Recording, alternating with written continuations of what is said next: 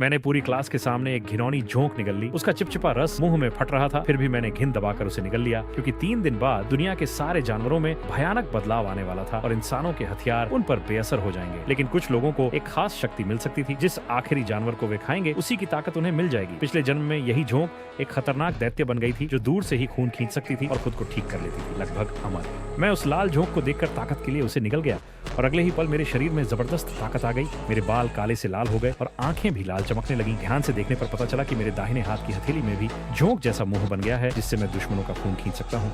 लेकिन यह रूप थोड़ा अजीब था। तभी अचानक सब कुछ सामान्य हो गया। बाल फिर काले हो गए और हथेली का मुंह भी गायब हो गया। मैंने सोचा अराजकता शुरू होने में अब 2 दिन से भी कम समय है। मुझे याद आया कि एक अमीर आदमी के पास एक दुर्लभ इलेक्ट्रिक ईल है, जो बाद में बहुत खतरनाक बनने वाली है। उससे मिलना मुश्किल था, लेकिन उसकी बेटी रुचि मेरे स्कूल में पढ़ती थी। मैं सीधे स्कूल पहुंचा और उसे देख लिया।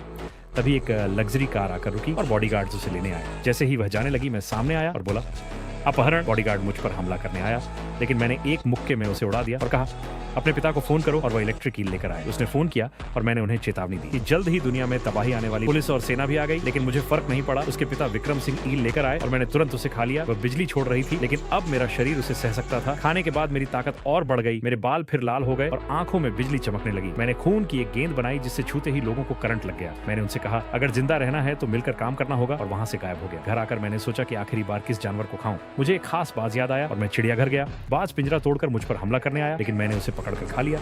इसके बाद मेरे पीठ पर बड़े काले पंख निकल आए और मैं उड़ने लगा। मैं एक सुपरमार्केट पहुंचा, जहां लोग मुझे देखकर डरकर भाग गए। तभी फोन आया, रुचि ने मदद मांगी। मैं एक गोदाम पहुंचा, जहां कुछ लोग अपनी ताकत का गलत इस्तेमाल कर रहे थे। मैंने उन्हें आसानी से हरा दिया और रुचि को बचा लिया। उसने मुझसे पूछा, आगे क्या करना है? तो मैंने कहा, एक सुरक्षित जगह बनानी होगी। हम उसके घर गए और मैंने उन्हें भी ताकत पाने का तरीका बताया।